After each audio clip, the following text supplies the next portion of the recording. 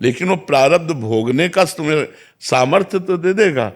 भोगने की आपके अंदर जो प्रवृत्ति है उसको आनंद भोगने में लगा देगा, बचा देगा भगवान। और वो प्रारब्ध बहुत हल्का होकर आता है। इसलिए हम कहते हैं कि जैसे आपने पूछा फिर नाम का महत्व क्या, ये सब नाम का महत्व है। प्रारब्ध भगवान ने ऐसा दिया तो महिमा और प्यार इतना दे दिया। भगवान ही तीन रूपों में आके प्यार करते हैं। तो भगवान नाम बहुत चमत्कारिक है, भगवान नाम बहुत महिमामय है, भगवान नाम सब दुखों को मिटाने वाला है। अगर आप चाहोगे तो आपके प्रारब्ध को भी मिटा देगा।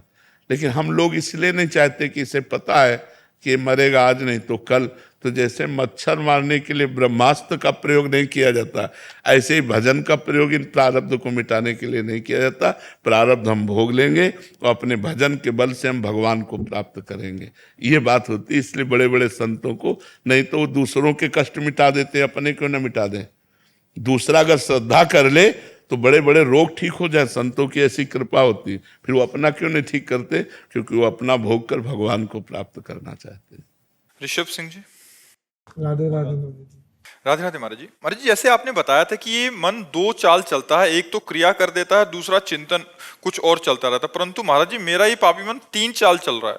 जैसे शरीर से कोई क्रिया कर रहा है, वाणी से नाम चल रहा है, और चिंतन तो भोग विलासों का और गंदी बातों का हो रहा है। महाराज जी, ऐसे में बहुत परेशान हो गया। कोई परेशानी नहीं, बिल्कुल आनंदित रहो, कोई परेशानी नहीं। अगर जबान से नाम चल रहा है तो इस मन को एक दिन ठीक होना पड़ेगा। देखो, तुम बच्चे हो, जब हम बच्चे थे 13, 14, 15, 16, 18, 20, 25, ये हमारी अवस्था हुई ना, हम भी रोए हैं, भगवान से रोए हैं। कभी भूख परेशान कर रही, कभी सर्दी, कभी काम, कभी क्रोध, कभी लोभ, कभी मोह। तो भजन तो कर रहे थे, लेकिन ये विकार थे और भगवान का आश्रय था। बस लक्ष्य था कि कब ये शांत होंगे, कब शांत होंगे। अब आपसे सही कहते हैं, जैसे शांत समुद्र में कोई हलचल नहीं, बिना तरंग का समुद्र, ऐसे भगवान की कृपा से मन है। बस एक डर लगा रहता है कि कभी भगवान का विस्मरण ना हो जाए, कहीं मैं प्रभु को भूल न जाऊं। एक ही चाह है कि हमसे भजन बने, कभी हमसे भगवान का विस्मरण ना हो जाए। कोई ऐसी घटना, कोई ऐसी बातचीत, कोई जिससे मैं अपने प्रभु को भूल जाऊं, ये बात। तो ये आज बात जो आई है, ये कल हम चाह करते थे पर कल नहीं थी। ये जो आज आई वो कृपा से, भगवान के नाम जप से आई। तो यदि आपकी जिह्वा से नाम जप चल रहा है तो आप धीरे धीरे देख लेना, लॉन्ग टाइम नाम ना छूटने पावे, सब शांत हो जाएगा, सब ठीक हो जाएगा, मन निर्मल हो जाएगा। पर लॉन्ग टाइम, आप सोचो साल 6 महीना में, आज नहीं, साल अनंत जन्मों का बिगड़ेल मन है, अनंत जन्मों का, 1,00,000 2,00,000 जन्म का नहीं, अनंत जन्मों का। जब से सृष्टि शुरू हुई तब से आज तक हम सुधरे नहीं, क्योंकि सुधर गए होते तो भगवान की प्राप्ति हो गई होती। तो अब सुधरना शुरू हुआ है, तो हमको घबराना नहीं है। चाहे हमें 10 साल जपना पड़े, चाहे 20 साल जपना पड़े, इस जन्म में मुझे बाजी जीतनी है। गृहस्थी में रहते हुए, हर कार्य करते हुए भगवान का नाम जप कर रहे हो तो, आप धर्म पूर्वक चल रहे हो तो निश्चित भगवत प्राप्ति होगी। हमारी बात मान लो जी। साहिब सिंह जी, अमृतसर से। महाराज जी, राधे राधे। महाराज जी, आप सिखाते हैं कि नाम जप के अलावा बाकी सब व्यर्थ है, ऐसा ही गुरुवाणी जी में भी लिखा है। महाराज जी, हम इसी उपदेश को मानकर नाम जप करते हैं, हृदय में प्रभु से मिलाप की पीड़ा अनुभव होती है और मन व्याकुल होता है कि बस अब प्रभु से मिलाप हो जाए, हम उनमें समा जाएं। लेकिन ये अवस्था ज्यादा देर तक नहीं रहती महाराज जी, नहीं टिकती। जब हम संसार में विचरते हैं तो ना चाहते हुए भी हमारा ध्यान केंद्रित नहीं रहता, अन्य जगह ध्यान चले जाता है। ऐसे में जिव्या से नाम जप तो चलता है, लेकिन चिंतन में नाम जप नहीं चल पाता। ठीक हो जाएगा। अगर यजिभ्याग्रे वर्तते नाम तुभ्यम, यदि जिह्वा के अग्रभाग पर भगवान का नाम विराजमान है तो ठीक हो जाएगा। अज्ञान से हो या ज्ञान से हो, भगवान का नाम अपना प्रभाव दिखाता है। निरंतर यदि हम नाम जपने का अभ्यास कर रहे हैं तो हमारी जितनी बहिर्मुख वृत्तियां हैं, माया का आकर्षण है, जितनी गंदी बातें हैं, ये सब धीरे धीरे स्वतः नष्ट हो जाएंगी। हमारा केवल एक लक्ष्य होना चाहिए कि हम नाम को भूलें ना, नाम का स्मरण रखें। ज्ञान से अथवा अज्ञान से, भाव से अभाव में, जैसे भी बने, नाम न छूटने पावे। नाम की डोरी पकड़े हैं, सब पार हो गए। नाम में हम मानो नाम जप कर रहे हैं तो मानो भव समुद्र पार होने के लिए हम जहाज पर बैठ गए हैं। न पलटने की शंका है, न डूबने की शंका है, अब पार ही हो जाएगा। नानक साहब जी ने कहा ना, नानक नाम जहाज है, चढ़े सो उतरे पार। जो नाम रूपी जहाज पर चढ़ गया वो पार हो गया। गोस्वामी जी, तुलसीदास जी ने तो इतना तक कह दिया कि नाम लेत भव सिंधु सुखाही, करो विचार सुजन मन माही। ऐ जानने वालों, विचार करके हमारी बात को देखो कि जो निरंतर नाम जप करता है उसके लिए भव सिंधु रह ही नहीं जाता, सूख जाता है। नाम ले तो भव सिंधु सुखाही। भव सिंधु क्या है? यही जन्म मरण, काम क्रोध लोभ मोह मद मत्सर। जब निरंतर नाम जप करेंगे तो हमारा निश्चित कल्याण हो जाएगा। अभी हमारा मन केंद्रित नहीं होता, विषयों में चला जाता है। तो हम नाम और जप करेंगे तो हमारे अंदर अध्यात्म बल बढ़ेगा और मन विषयों में न जाकर फिर परमात्मा में लगेगा, वाहे गुरु में लगेगा। उसी से हमारा परम मंगल हो जाएगा। हम हर समय नाम जप करते रहे, ये देखें मन लगे या न लगे। हमारी बात पर ध्यान देना। जैसे मन लगे न लगे, हम भोजन पाए तो हमारा पेट भर जाता है, ऐसे ही नाम में बड़ी सामर्थ्य है। एक बार एक संत थे केवल, कुबाजी महाराज। उनको केवल राम जी कहते थे, बाद में उनका नाम कुबाजी हुआ। केवल राम जी महाराज वो गृहस्थी थे और उन्होंने एक नियम लिया था कि यदि हमारे घर संत आए तो कभी उनको भूखा नहीं जाने देंगे। और गरीब थे, प्रायः पहले गरीबी बहुत अधिक थी, अन्न धन की बहुत अव्यवस्था थी। तो एक दो संत आवे तो पवा देते, वो मेहनत मंजूरी करते थे। देखो कैसी भक्ति थी, मेहनत मंजूरी करते थे और जो उनके घर संत आ जाते थे उनको पवा देते थे। एक दिन भगवान की कृपा से संतों की मंडली आ गई। पहले संतों की मंडलियां विचरण करती थी, हमारे सामने तक रही हैं। अब तो सब धामों तीर्थों में वास करने लगे। पहले विचरण करते थे, 50-50, 60-60, 100-100 संतों की मंडली होती थी। और हमारे शास्त्रों में तो लिखा है 88,000 ऋषि एक साथ रहते थे। शौनक जी उनके मुखिया थे। 88,000 ऋषि एक साथ, एक मंडली में 88,000 ऋषि रहते थे। और दुर्वासा जी तो हजारों चेलों के साथ तो भ्रमण करते ही थे। तो पहले बहुत सी मंडलियां थी, तो एक मंडली पहुंच गई। अब कम से कम 50 संत होते एक मंडली में। वो बड़े व्याकुल हो गए कि हमारा नियम है कि संत को भूखा नहीं जाने देना। और इतनी व्यवस्था थी नहीं, 1-2 संत, 4 संत की व्यवस्था थी, 60 संत की व्यवस्था नहीं थी। रोज मजदूरी करते, जो ले आते उसी में संतों को पवाते, परिवार चलाते। अब 60-50 संतों को एक साथ भोजन जिवाने के लिए, अब वो पत्नी से बोले तो हमारा नियम टूट जाएगा और आज बहुत बड़ा हानि हो जाएगी अगर संत हमारे दरवाजे से भूखे गए। पहले लोग धर्म को जानते थे, मानते थे, आज तो दबका के भगा दे, दरवाजे से दबका के भगा दे। कोई कोई है जो संतों का आदर करते नहीं, दबका के भगा दे। अब उन्होंने बाजार में जाकर सेठों से मिलना शुरू किया कि हमारे यहाँ 50 संत आए, अगर उनको भोजन दे दो तो जो आप काम कहोगे वो हम काम कर देंगे। तो एक बड़ा चतुर धनी था, उसने कहा कुआं खोद दो अगर हमारे लिए पानी के लिए, तो तुम्हारे 50 संतों का भोजन, घी दाल चावल आटा ये हम दे देंगे। तो उनका पक्का कुआं खोद देंगे। अब बात तय हो गई, वो लेकर के गए, अपने संतों को पवाया। संत पाकर जब चले गए तो पति पत्नी दोनों मिल करके वो कैसे फावड़ा चलाते, राम। वो उनके तसला में गया, उठाती राम और बाहर फेंकती। एक एक फावड़े में राम राम जपते। एक एक तसले में राम राम कह के उनकी पत्नी उठाती। अब महीना तो लग ही गया खोदते खोदते।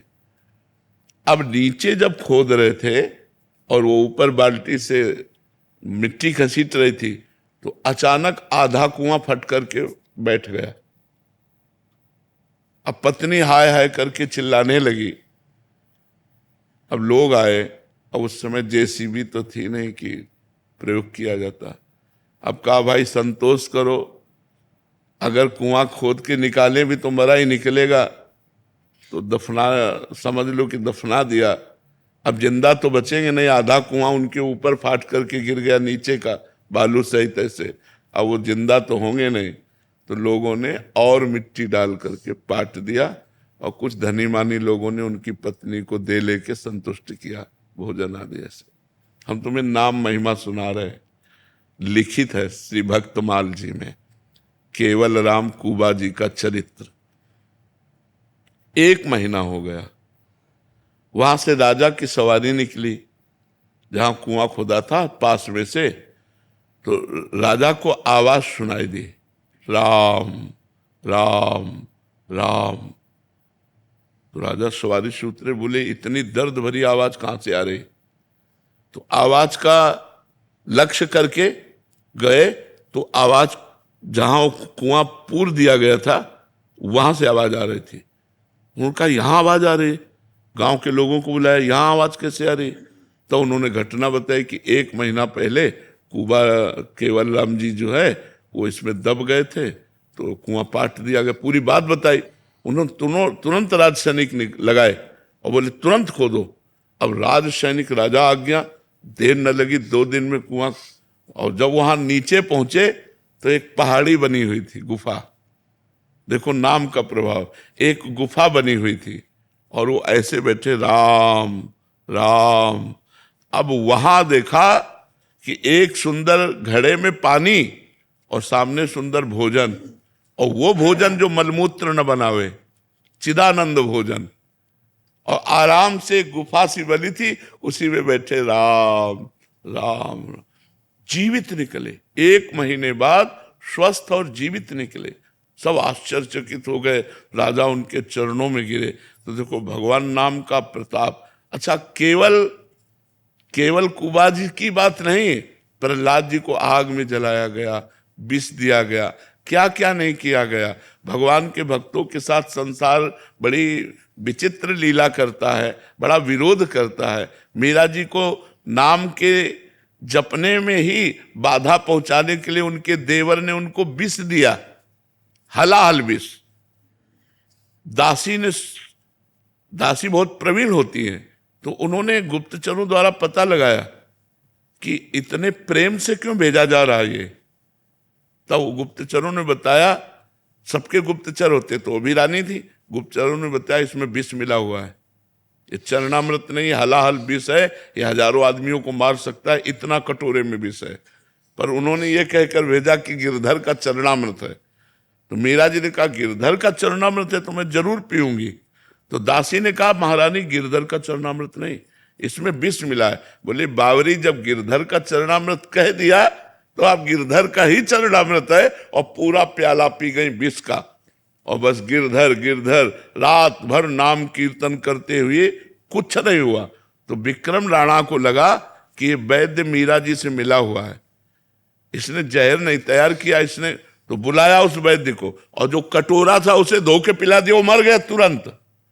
कटोरा धो के पिला दिया, वो तुरंत मर गया। मीरा जी को सूचना मिली। मीरा जी फिर गई और वैद्य के समीप बैठ करके और कहा, यदि मन वचन कर्म से मैं गिरधर के सिवा किसी को अपना नहीं मानती, और सत्य है सब में भगवान वास करते हैं, इस प्रभाव से वैद्य जीवित हो जाए। तुरंत तो वैद्य जीवित हो गया। ऐसे ऐसे नाम में चमत्कार प्रकट हुए हैं, ऐसी ऐसी नाम की महिमा है। तो हमें अविश्वास नहीं करना चाहिए, हमें नाम जप करना चाहिए, मन लगे या न लगे। जैसे भोजन पाए, मन लगे न लगे पेट भर जाता है, ऐसे हमारा काम बन जाएगा। भाव कुभाव अनख आलसहु, नाम जपत मंगल दिशि दसहु। 10 दिशाओं में उसका मंगल होगा जो भगवान का नाम जप करेगा। राम सिंह राणा जी। राधे महाराज जी, आप कह रहे हैं कि आपने मानवता के नाते बहुत सारी सेवाएं ले रखी हैं और करते भी हैं, और काफी सारी सेवाएं इन्होंने लिखी हैं। महाराज जी कह रहे हैं कि जब सच्चे भाव से सेवा करने पर भी अपमान और आलोचना मिले तो मन यही मंगलमय हमारी सेवा का प्रतीक है। हमारी सेवा का प्रतीक ये नहीं है कि हम सेवा करें और लोग हमारी प्रशंसा करें। हमारी सेवा सही तभी है जब हमारा लोग अपमान करें, लोग हमारी निंदा करें और हम सेवा से हटे ना। ऐसे में मन स्थिर कैसे करें? अरे मन बहुत प्रसन्न होता है जब हम भगवान को लेकर करते हैं, इंसान को लेकर करते हैं तो हमें परेशानी। अंदर तो रहता है ना कि कोई तो शाबाशी दे, कोई तो जय हो जय हो सबसे बड़ा मालिक शाबाशी देगा, उससे बढ़कर क्या होमगार्ड पीठी थपथपा दे, वो अच्छी बात कि राष्ट्रपति पीठी थपथपावे? हमें बताओ। तो अनंत ब्रह्मांडों के स्वामी के लिए सेवा करो समाज की, कि समाज के रूप में भगवान ही विद्यमान है।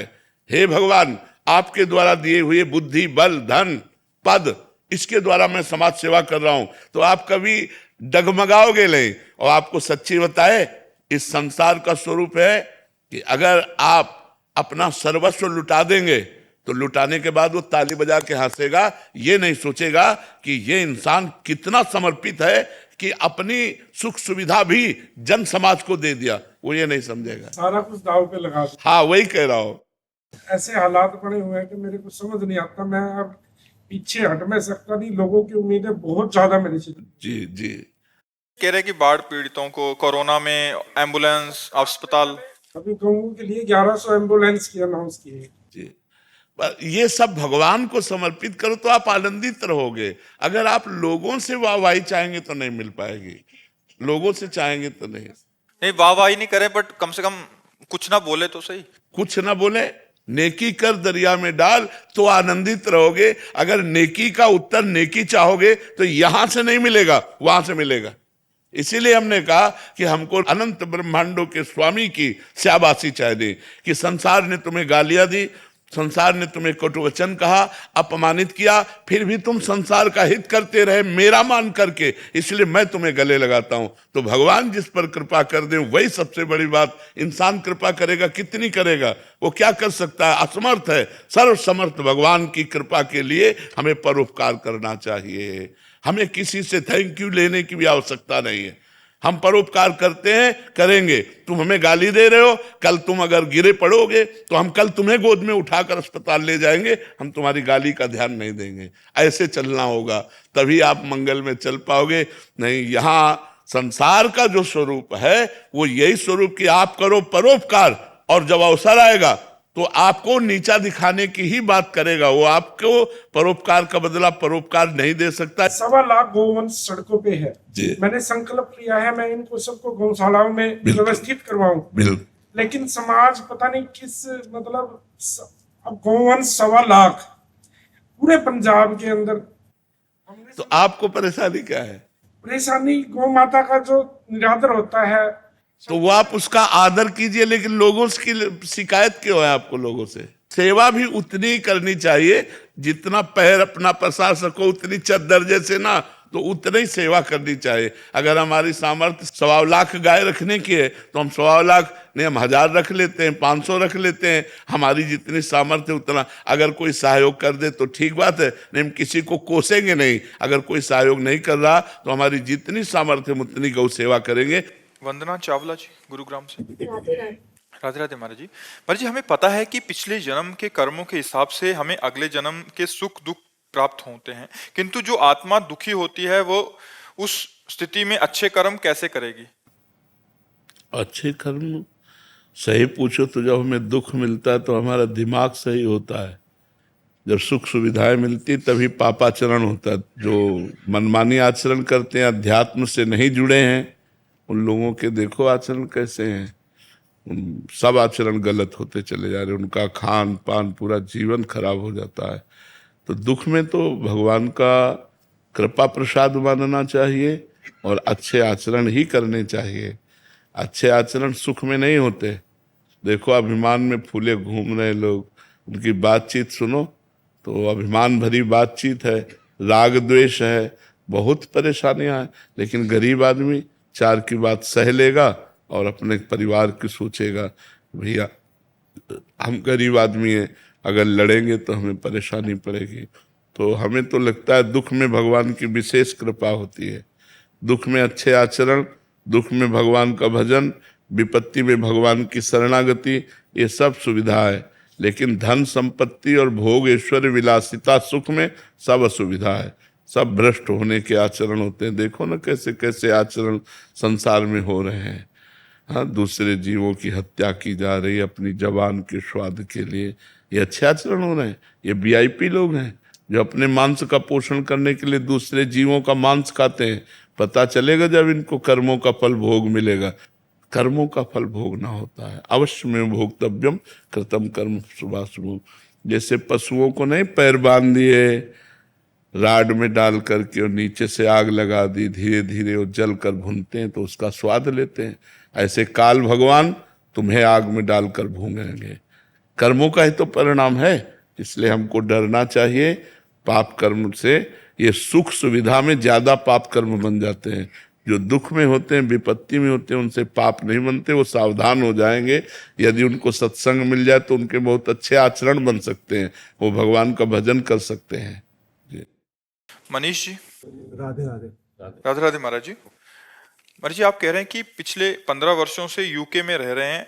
महाराज जी कह रहे हैं कि आजकल जहां हम बिजनेस या कोई भी नौकरी करते हैं वहां ऐसा वातावरण हो गया कि राजनीति, एक दूसरे का श्रेय को हरण करना, शक्ति संघर्ष देखने को मिलता है, विशेषकर उच्च स्तरों में।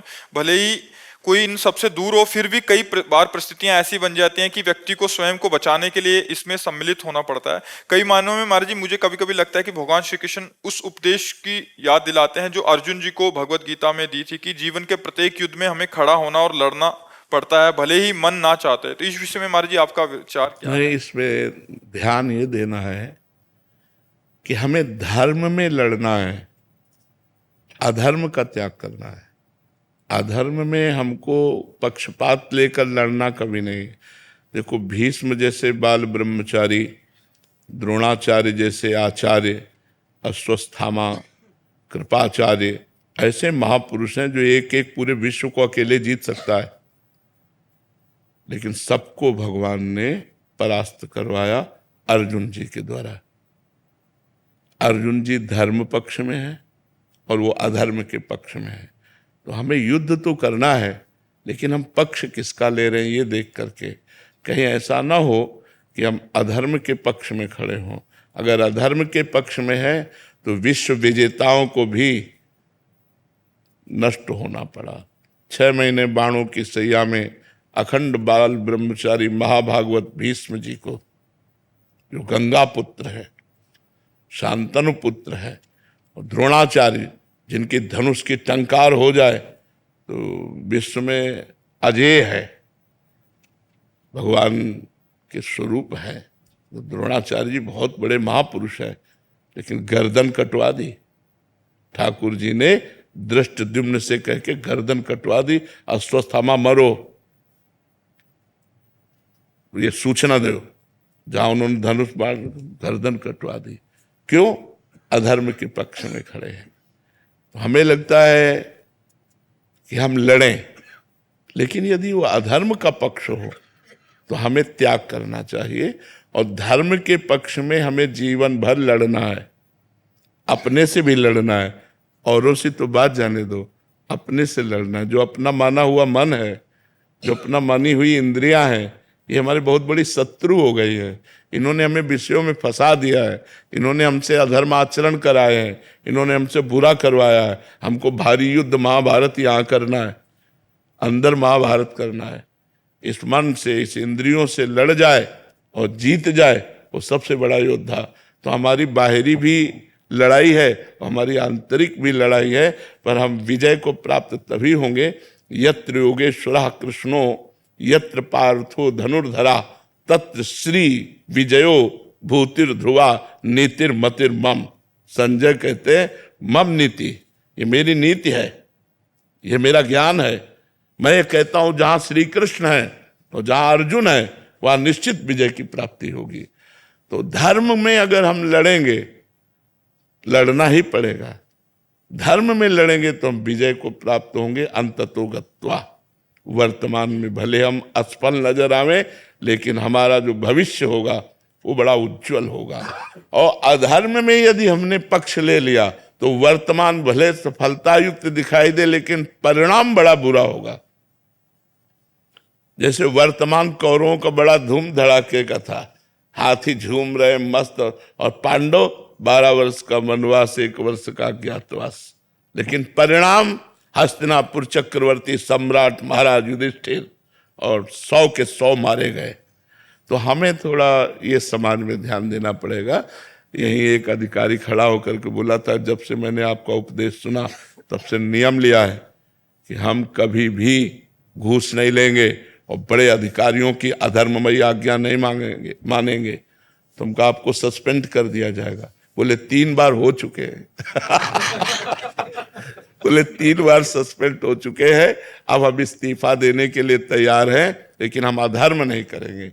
इसमें केवल भगवान साथी होते हैं, उन्हीं का भरोसा लेके चला जाता है। आप धर्म से चलो तो आपके कई खिलाफ खड़े हो जाएंगे।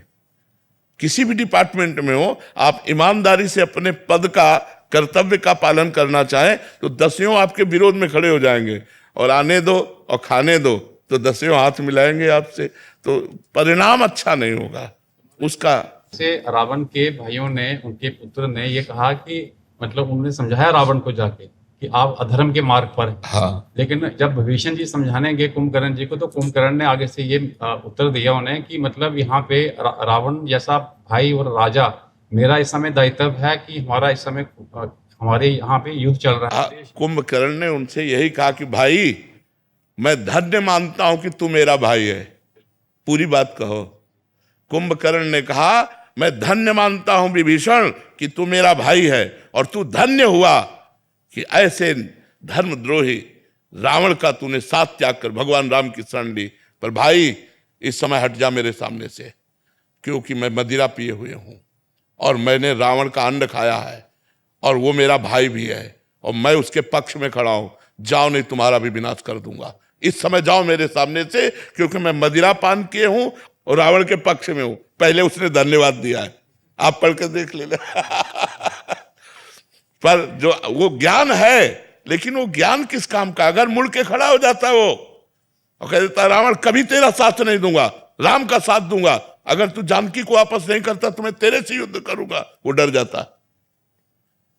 मेघनाथ साथ न देता, कुंभकर्ण साथ न देता, जैसे विभीषण जी हट गए, ऐसे बड़े बड़े अगर हट जाते तो रावण घुटने पे आ जाता।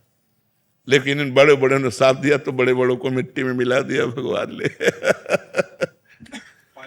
महाराज जी, शरीर की पत्नी दुर्भाग्यवश झूठ और प्रपंच में संलग्न है और प्राय अत्यंत प्रतिकूलता देती है। जीवन के कई महत्वपूर्ण विषयों पर भी ज्यादा सहयोग नहीं करती। उसकी प्रतिकूलता को मैं अपना प्रारब्ध समझकर शांति से कोशिश कर रहा हूं, परंतु मन में उसके प्रति द्वेष या दोष भावना जागृत हो जाती है और खुद के प्रति अहंकार बढ़ जाता है। महाराज, नहीं आनी चाहिए, और प्यार करना चाहिए कि तुम हमारे प्रारब्ध को मिटाने के लिए पत्नी रूप में आई हो, तो हमारा जो कर्तव्य है तुम्हें प्यार देना, तुम्हें सुविधा देना, वो मैं दूंगा।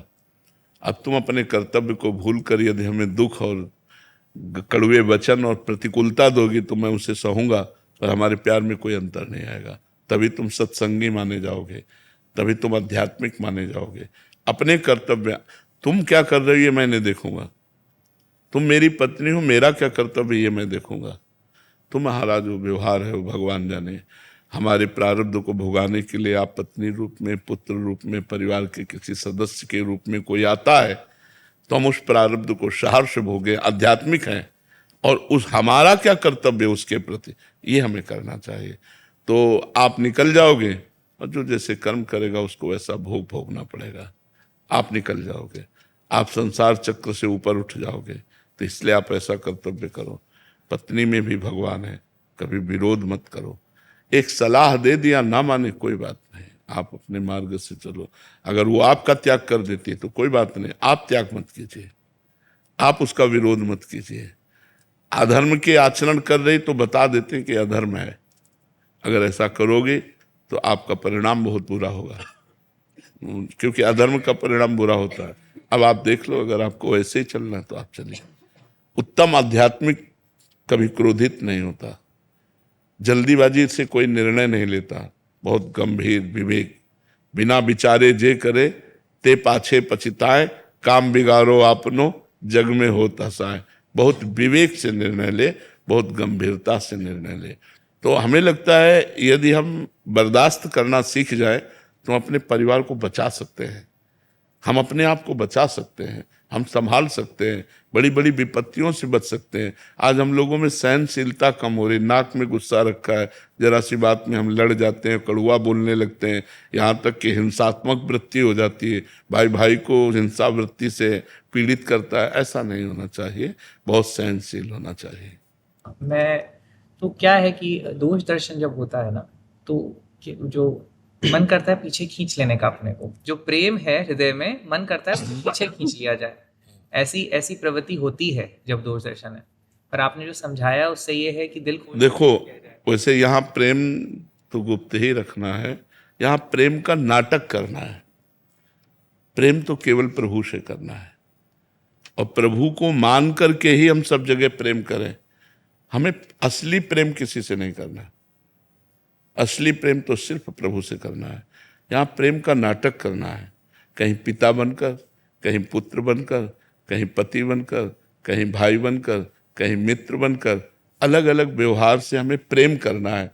तो हमें प्रेम का नाटक करना है, क्योंकि जगन नाटक वैभवा, एक नाटक हो रहा है। सत्य प्रेम करोगे तो रोओगे, पछताओगे, क्योंकि ये मरण धर्मा शरीर है, आपका, हमारा, सबका। अगर हम सत्य प्रेम करेंगे, वो शरीर उसका छूटा तो हम बेकार हो जाएंगे। हम केवल प्रेम का नाटक करें और उचित नाटक करें। पत्नी के साथ जो नाटक करना है पति का, बिल्कुल ठीक वैसे करेक्ट करें, तो इससे भगवान प्रसन्न हो जाएंगे। हम अपने नाटक में कमजोर ना हो।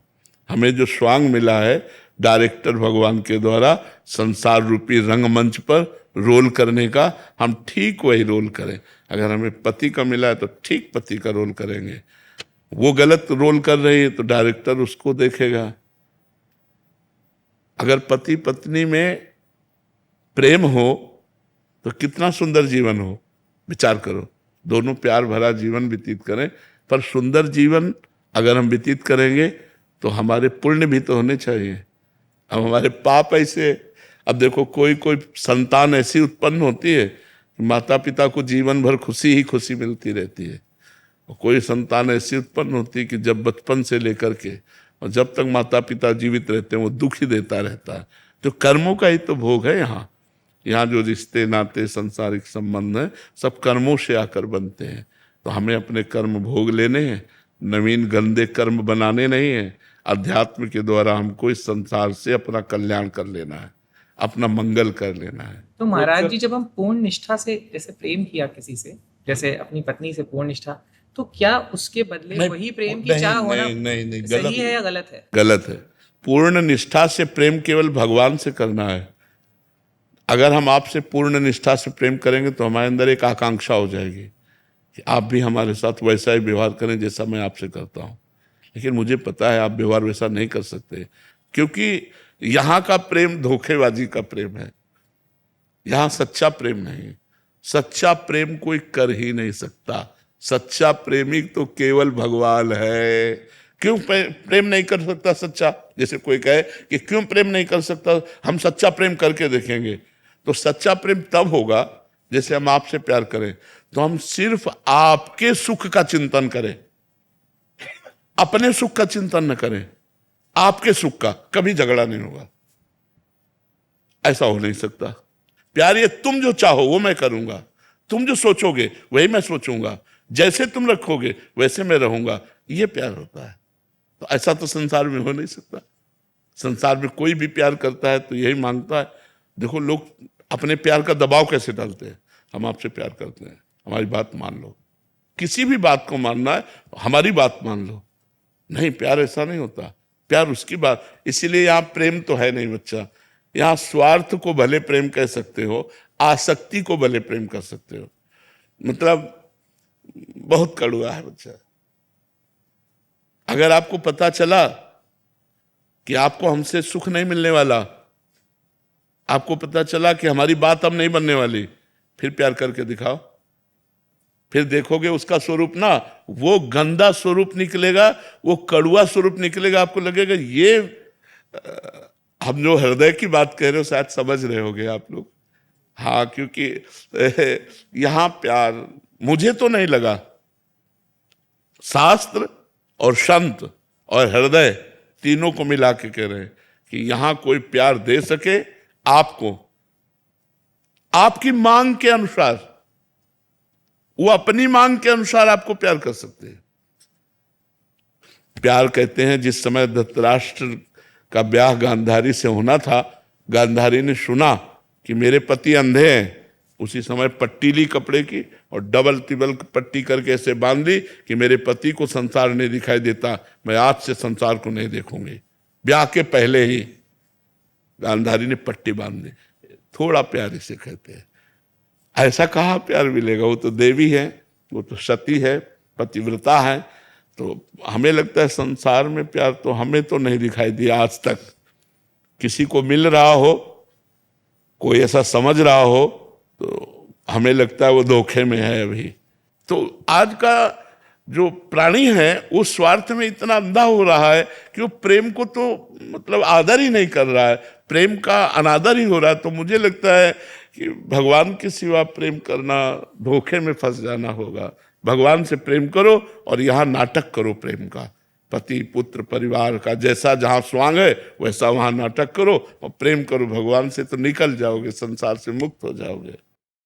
महाराज जी, ये प्रश्न हम एक सामाजिक उसके लिए रख रहे हैं। महाराज जी, बहुत सारे ऐसे जोड़े होते हैं जो पहले प्रेम करते हैं, फिर विवाह भी हो जाता है किसी तरह, या बलपूर्वक या भाग के, या जैसे भी घर वालों की सहमति से। फिर क्या होता है आगे चल के, जब एक दूसरे के बारे में पता लगता है और फिर उनकी कमियां नजर आती हैं, फिर वो और ज्यादा धोखाधड़ी या और कहीं संबंध है उसके, या पहले भी संबंध थे, तो महाराज जी फिर इतना ज्यादा हो जाता है कि अब ना घर के रहे ना घाट के रहे। माता पिता की इज्जत भी दांव में लग जाती है, अगर छोड़ते हैं, अगर पकड़ते हैं तब भी लगी हुई थी। तो महाराज जी ऐसे में बहुत सारे ऐसे दंपति हैं जो एक पक्ष वो दूसरे को समझा रहे हैं, बाद में जाके तो फिर वो मानसिक तनाव से बहुत गुजरना पड़ता है, फिर डिवोर्स केसेस और बहुत सारे लव मैरिज ऐसी। वैसे जो हमारा शास्त्रीय विवाह है, बड़ा मंगलमय परिवार चला, कभी कोई एक दो की बात नहीं कह रहे। जो हमारी शास्त्रीय पद्धति है सनातन धर्म की, 10 बार लड़का और लड़के के परिवार का परिचय लिया जाता था जाके। गुप्त रूप से भी लोग जाते थे, आसपास व्यवहार में बैठे, भैया राम राम, ये पड़ोसी कैसे हैं आपके, तो वो सब पता लगाते थे। लड़की लड़के को तब देखती थी जब मंडप पे बैठा होता था, और लड़का लड़की को तब देखता था जब घर में पहुंच जाती थी। लेकिन आजीवन दोनों निर्वाह करते थे, खूब बढ़िया संतान, खूब परिवार। लव मैरिज करते हो, डिवोर्स की बात करते हो। लव मैरिज किसे कहते हैं? प्यार। अगर एक बार तुम्हें प्यार करके स्वीकार किया तो आजीवन तुम्हारा निर्वाह करे, फिर किसी और की तरफ ना देखे। नहीं, गांव में डिवोर्स, अरे शाम तक पति पत्नी में अगर दिन सुबह लड़ाई हुई तो शाम तक फिर खा पी के बिल्कुल डिवोर्स शब्द कहा है सर। एक दो बातें अगर एक दूसरे के प्रतिकूल हो गई तो शाम तक फिर एक हो गए, उसमें कभी ऐसा नहीं। घर परिवार में या बहुत मायके 2-4 दिन हो गई बस पिया। मायके की दोस्त देती है, चली जाऊंगी मैं, जाती नहीं है शाम को फिर। नहीं, बड़ा प्यार में जीवन हमने तो देखा है। गृहस्थी में हम किसान के घर पैदा हुए तो गांव का हमने जो माहौल देखा है, बड़ा प्यार भरा जीवन था यार, बड़ा प्यार भरा जीवन। आज प्यार का खुला छूट है तो उसी की दुर्दशा हो रही है। अगर हम कह रहे हैं मान लो गड़बड़ी भूल चूक हो गई बच्चापन में, तो फिर ब्याह के बाद गड़बड़ी नहीं होना चाहिए। अब क्या होता है, बच्चे बच्चियां खुली छूट, मनमानी आचरण, जैसा मना हो वैसा। तो ब्याह में बंधन में बंधने के बाद भी खुली छूट, वो उधर वो उधर, तो सब गृहस्थी। थोड़ी सी प्रतिकूलता मिलने पे फिर उसी की याद आएगी, फिर वहीं जाएंगे। हाँ, वो सब बड़ी मर्जी प्रश्न आते रहते हैं बहुत सारे। हाँ, अब ये ऐसी समस्या है कि बिना धर्म का आश्रय लिए इस समस्या का समाधान नहीं हो सकता। हमारे शास्त्र जो भरे पड़े हैं, देखो कितना प्यार भरा जी। अरे भाई, अपने पति की आराधना करके भगवान को 6-6 महीने के बालक बना दिए अनसुईया जी ने। जब परीक्षा लेने गए ब्रह्मा विष्णु महेश, तो 6-6 महीने का बालक बना दिए अनसुईया जी ने। जल लिया हाथ में, कहा मन वचन कर्म से अपने पति को भगवान मानती हूं, तो मेरे पातिव्रत धर्म से प्रभावित होकर तुम तीनों भगवान 6-6 महीना खो गए। वो हमारा भारत देश है जहां अपने पति के बल से भगवान को 6-6 महीने के बालक बना दिए। यहाँ boyfriend girlfriend live in relation, ये भाई, लेकिन आप खुद देख लो कि आप लोगों के चरित्रों का परिणाम क्या हो रहा है कि लव मैरिज करने के बाद, माता पिता परिवार का त्याग करने के बाद तुम्हारे पास जो लड़की आई है उसके साथ तुम कैसा व्यवहार कर रहे हो, या जो अपने परिवार से द्रोह करके लड़का तुम्हें जो समर्पित हुआ उसके साथ कैसा व्यवहार हो रहा है। दोनों का अगर प्रेम विवाह हुआ है तो हमें लगता है आजीवन क्यों नहीं होना चाहिए, क्योंकि पसंद से हुआ है, लेकिन वो प्रेम विवाह प्रेम के लिए नहीं हुआ था, वो काम के लिए हुआ था। जब काम की पूर्ति में बाधा पड़ी तो इधर उधर फिसलने लगते हैं, फिर पूरा परिवार नष्ट हो जाता है। तो हमें लगता है हमें धर्म से चलना चाहिए। कुमार जी, पहले क्या करना चाहिए कि अब अगर कुछ नहीं ऐसा हुआ तब क्या जिम्मेदारी है, या हो गया है प्रेम विवाह फिर क्या जिम्मेदारी है?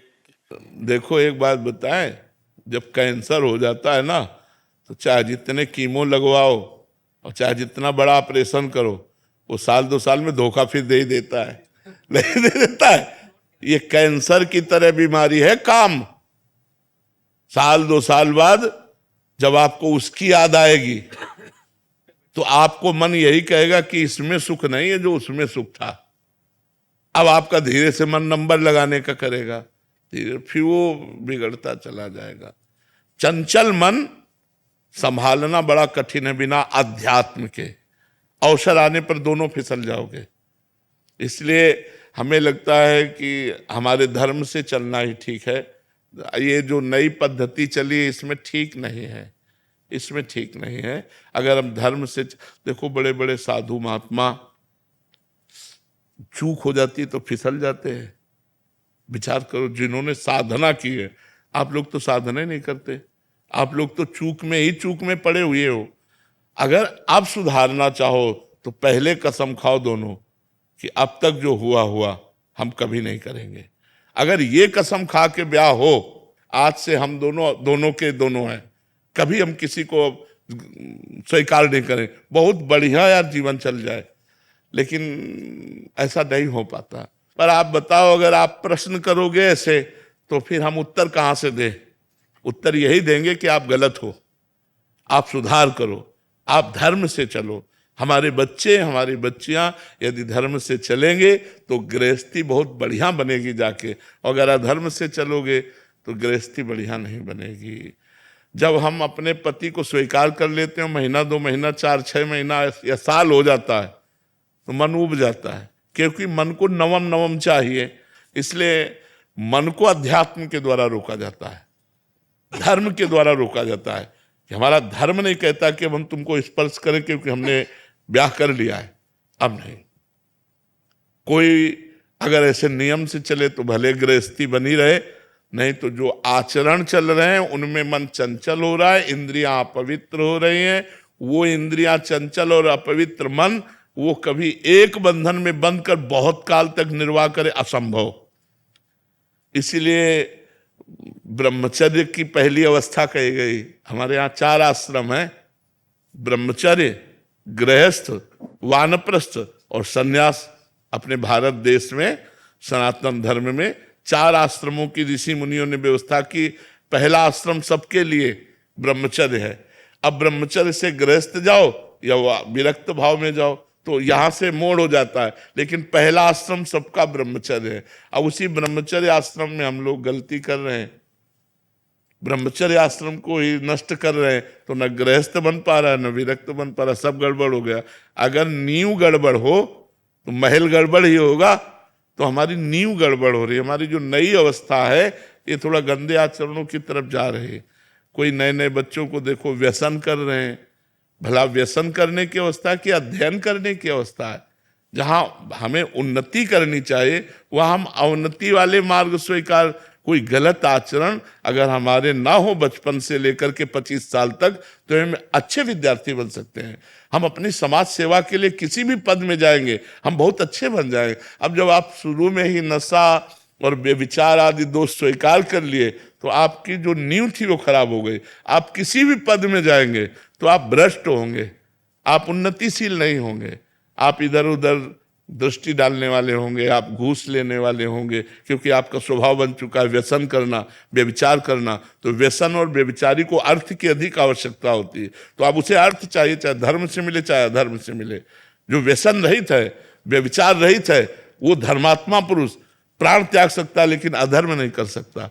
आज ऐसे मिलना बहुत कठिन है जो धर्म के लिए अपना सर्वस्व समर्पित। हम इसीलिए आर्मी के जवानों को सबसे ज्यादा आदर करते हैं, क्योंकि हमारे राष्ट्र की सुरक्षा में ईमानदारी से प्राण समर्पित करने वाले ये जवान हैं।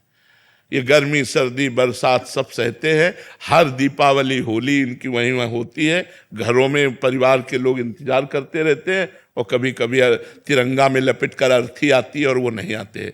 इसलिए हम सबसे ज़्यादा सम्मान भारतीय जवानों का करते हो। हमें लगता है हर भारतीय को सम्मान करना चाहिए। सुविधा भी देखो क्या है, जो मिला सो खाया, नहीं तो चाहे जहां खड़े कर दो, चाहे हिमालय में खड़े कर दो, चाहे बॉर्डर में खड़े कर दो, कब गोली आवे कोई भरोसा नहीं। प्राण त्यागने के लिए तैयार है। इसलिए हम आर्मी के जवानों को विशेष सम्मान देते हैं।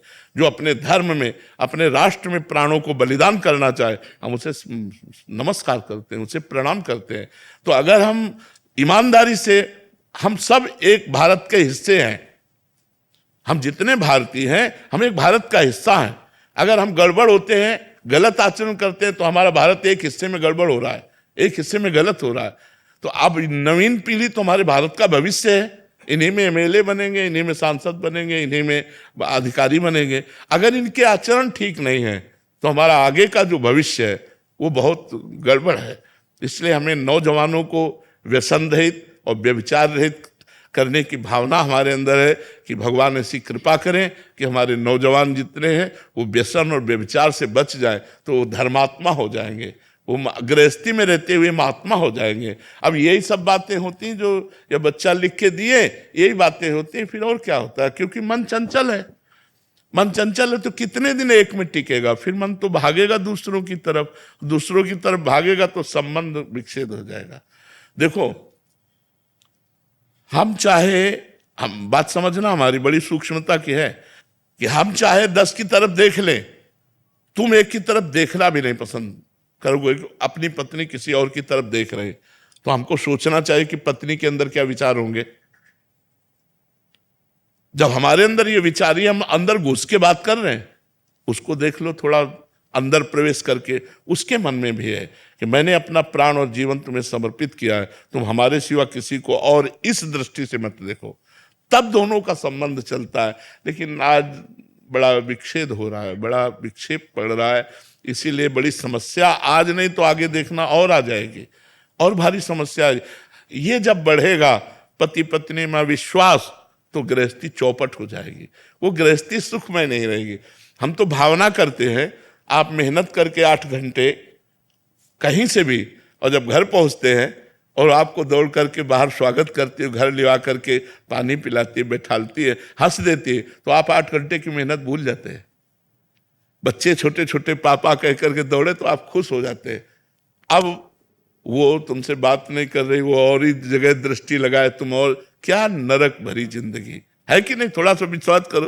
अब अपना बच्चा है, हम उसे प्यार नहीं कर सकते, वो बंटवारा कर दिया, सरकारी बंटवारा, कि बच्चा उसके पास है, वो उसके। ये क्या है सर यार, जीना है तो प्यार से जीना सीखो, वो धर्म से होगा। लोग धर्म की तरफ नहीं देख रहे, और धर्म ही आपको प्यार देगा, धर्म ही आपकी सुरक्षा करेगा, धर्म ही आपको बलवान और धनवान बनाएगा। लेकिन लोग धर्म का त्याग कर रहे हैं, इसीलिए ये सब दुर्दशा हो रही है। श्री हरिवंश महाराज जी, लाल डिब्बे में आपके लिए सोमनाथ का प्रसाद है, और सफेद डिब्बे में आपके लिए राधा वल्लभ जी का अन्नकूट का प्रसाद। दोनों जुड़वा है, इसीलिए साथ साथ बोल रहे हैं। हाँ, एक जैसी है दोनों, बिल्कुल एक जैसी है। अगर एक को छुपा के एक लाया जाए, एक को छुपा के एक लाया जाए, तो पहचान नहीं हो पाएगी, यही लगेगा वही आए। आपका क्या नाम है? मैं पढ़ा हूँ, ये पूछा है। नाम भी स्टाइल से। हमें समझते हैं कि जो एक अपनी तपस्या से तप करके जैसे समाज को कल्याण प्रदान करता है, वैसे ही आप शारीरिक और मानसिक दोनों कष्ट सहते हैं और हमारे देश की सुरक्षा करते हैं। मानसिक कष्ट ये होता है